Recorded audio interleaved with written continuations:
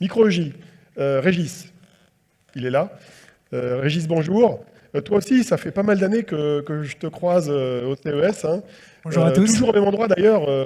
On a démarré à Eureka. À Eureka au début, puis après oui. au Sands. On a démarré à Eureka et puis après, donc ça fait 4 ans qu'on va à CES et on a fait un petit stage de 30 mètres carrés à Eureka et puis après on a intégré le Sands et là cette année on avait un stand de 50 mètres carrés. On a investi un petit peu plus. Alors Micro-EJ, c'est pas très connu, mais c'est une pépite française du CES. Alors, explique-nous un peu pourquoi. Qu'est-ce que vous faites? Alors Micro-EJ, en fait, pour faire très court, on ressemble très fortement à Android, c'est-à-dire qu'on fournit une plateforme logicielle qui offre des services très similaires à Android, c'est-à-dire de l'interface graphique, de la connectivité entre des produits, des devices, de la connectivité cloud, du edge computing, une façon de délivrer du logiciel de manière très simple à partir d'un application store. On partage le même écosystème de développeurs. L'Android ne dit pas beaucoup, mais le développement se fait dans une technologie qui s'appelle le Java. Donc on utilise aussi cette même technologie. On a démarré en même temps que Android. La petite différence, c'est qu'on n'a pas tout à fait le même financement, donc on n'a pas une progression à la même vitesse. Mais notre très grosse différence, c'est que là où Android a besoin de 30-40 euros de composants électroniques pour faire fonctionner ce système, nous on a besoin de 1 ou 2 euros. Et là, je te rejoins. C'est-à-dire que tu travailles sur des microcontrôleurs, c'est ça? Voilà, donc on travaille sur de l'électronique très bas coût, et c'est là où je te rejoins tout à l'heure. Tu parlais de pourquoi il y a plein de produits qui n'arrivent pas à CES et qui ne se vendent pas, parce qu'il y a un problème de production, il y a un problème de coût pour le rendre disponible, voilà, d'accès au coût. Et nous, en fait, on ne révolutionne pas la technologie, donc on ne va pas avoir un nouvel usage qu'on va amener à CES.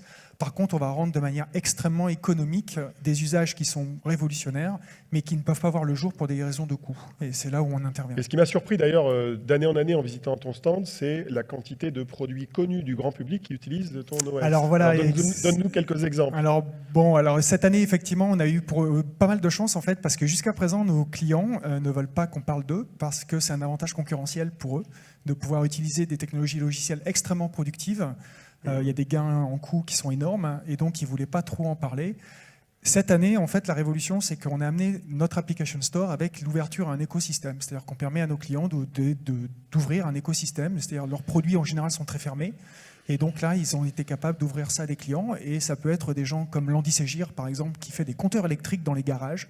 Et tout d'un coup, ce compteur électrique qui ne va pas redémarrer pendant 20 ans, qui marche toujours pendant 20 ans et qui est très, très, très ancien. Il me semblait qu'il y avait des marques plus grand public que ça, quand même. Voilà, alors là, c'est du B2B. Après, on a des gens un petit peu plus, B2B. B2C, des gens... on va dire. Pardon ? C'est B2C que je veux t'arracher, là. Oui, pardon, B2C, donc grand public, effectivement. Donc on a des gens qui sont dans les montres, mais là, malheureusement, comme Nestlé, je ne peux pas en parler. Okay.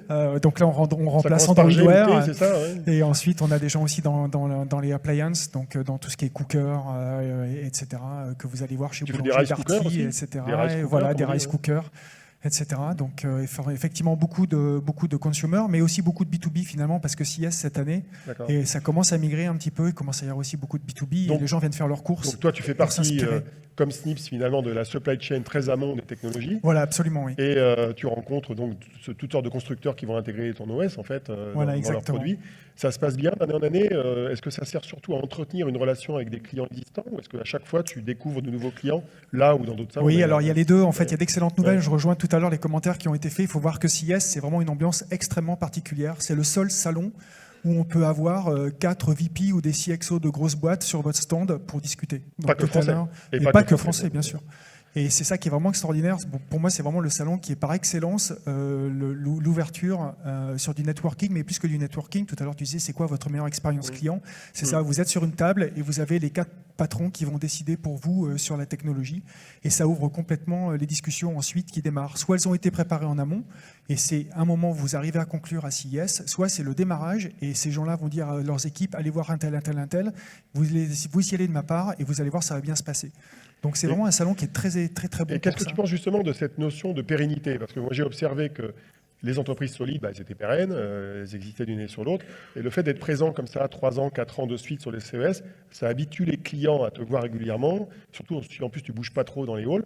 Et au bout d'un certain temps, ils disent « Tu existes vraiment parce que je t'ai déjà vu 4 fois, donc je vais Absolument, peut-être m'intéresser à ce que et tu cette fais, année, quoi. » on a vu des belles choses. Par exemple, des gens qui n'étaient pas encore dans notre, je dirais, shortlist à attaquer, des gens comme LG, Samsung, etc., qui nous avaient repérés et qui finalement disent mais c'est pas la première fois que vous êtes là et ça fait longtemps que vous êtes là et donc finalement des gens qu'on n'a pas cherché à rencontrer et qui finalement viennent nous voir sur le stand pour pouvoir discuter et essayer de comprendre ce qu'on apporte en termes de technologie, sachant qu'eux sont très technologues aussi. Et ce qui est marrant, c'est que j'ai une règle marketing de base. Moi, j'ai fait connaître mon rapport du CES au 4e.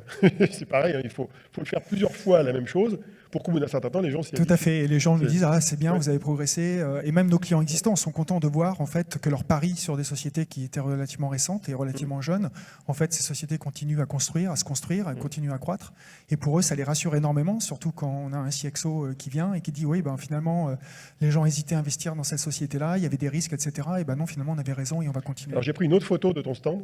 Ça, c'est la photo du stand d'ensemble, qui n'a pas d'ailleurs grandi d'une année sur l'autre. Forcément, tu n'es pas obligé de l'agrandir à chaque fois. Non, déjà 50 mètres carrés, bon, on n'est pas comme Ledger, mais c'est vrai que déjà, ça coûte une blinde. Il doit y avoir à peu donc, près 30 boîtes françaises qui ont cette taille-là de stand. Non, j'ai pris une autre photo qui est derrière le stand. Si ça marche, ça marche pas, pouf. J'adore ça, parce que c'est assez ennuyeux sur le principe, mais il y a quelques boîtes françaises qui sont des produits plateformes, donc ils sont extensibles par les autres, ils ont plein de clients, et ils mettent en avant les logos de leurs clients et de leur écosystème. Voilà, absolument. Et là, on voit que la boîte n'est pas isolée, quoi. Voilà, exactement. Mais c'est notre métier. On est une plateforme d'intermédiation, puisqu'une plateforme logicielle. T'as Audi quand même. Hein. Voilà, donc on EDF, travaille dans Jabil, voilà, ST. qui sont Ça, assez tu gros. utilises des composants de ST. Alors effectivement, vous allez voir des fabricants de semi-conducteurs. Snips en parlait tout à l'heure. Ça fait partie de leur écosystème également. Ensuite, vous allez avoir des clients comme Itron dans les lecteurs, dans les compteurs électriques. Des gens comme Seb, par exemple, dans la partie cooker. Et vous allez avoir des gens maintenant aussi du cloud, comme Amazon, comme TomTom ou comme Google, qui sont des partenaires. Pour eux, le Java, etc., c'est très très simple, ça fait partie de leur monde. Et ça les intéresse énormément qu'on leur donne accès à l'embarqué, alors que c'est complètement abscon pour eux aujourd'hui. Bon, c'est parfait. Tu as réservé ton stand, pareil? Oui, évidemment, on a réservé notre stand. En fait, il faut le réserver à la fin pendant le salon, en fait. Ça se réserve pendant le salon. C'est la règle. Sinon, tu perds ton slot et ils te mettent avec les Chinois planqués dans un coin. C'est un peu ça, la punition. Quoi. Donc ça se prévoit. C'est le jeudi matin. Pour l'année suivante. Voilà. Absolument. Merci beaucoup.